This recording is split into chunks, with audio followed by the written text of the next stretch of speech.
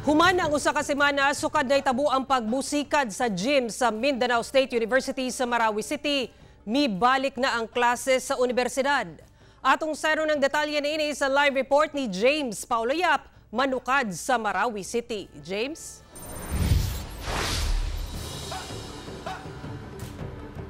Yes, Sara, karong balik normal na ang klase sa Mindanao State University dinhi sa Marawi City.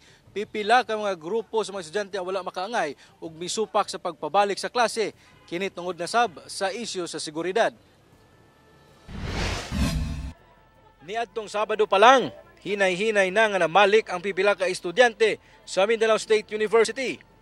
Ug adlang Lunes, banda alas 8 sa buntag, formal nga giablihan ang pagbalik sa klase.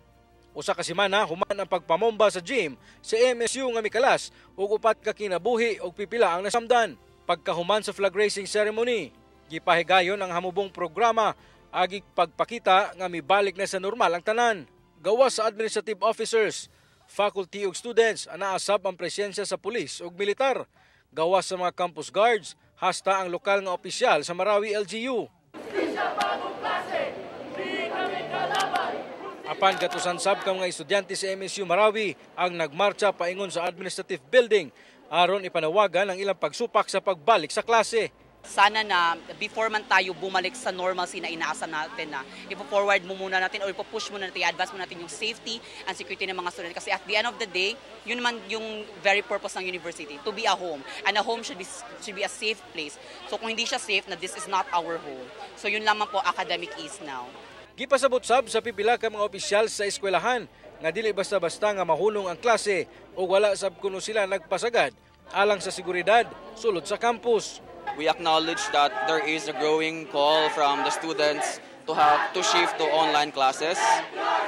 So we will consider whether in the coming days may bagong deliberation, whether the university officials will reconsider its decision. Samtang gahulat sila sa maong desisyon, magpadayon kuno gihapon ang ilang academic activities. Gisibog na sab ang final examination schedules nga pagahimuon na sa Enero sunod tuig.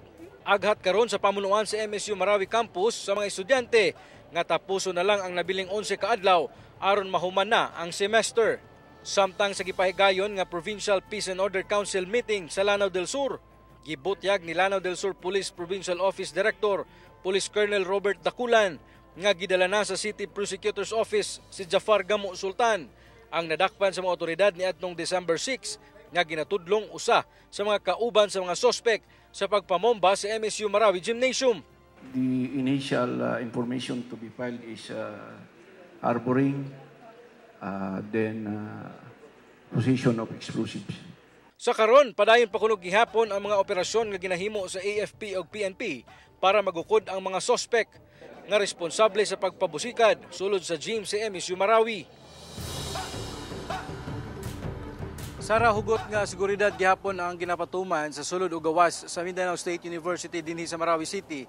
Gani aduna nay usa ka kumpanya sa Bangsamoro Autonomous Region Police Mobile Force Company ang nakadeploy sa 8 ka mga strategic locations sa eskwelahan. Dili pa kalabot diha ang mga puwersa sab sa kasundaluhan nga wala nagidetermina sa 103rd Brigade dinhi sa Marawi City. Og sumala pa sa mga pamunuan sa Mindanao State University nga kontrolado na nila ang sitwasyon ug aduna nay tumang seguridad nga nagpalibot sa maong tunghaan. Busa ilahang giawhag ang mga ginikanan nga pabaliko na ang ilang mga anak dinhi sa eskwelahan.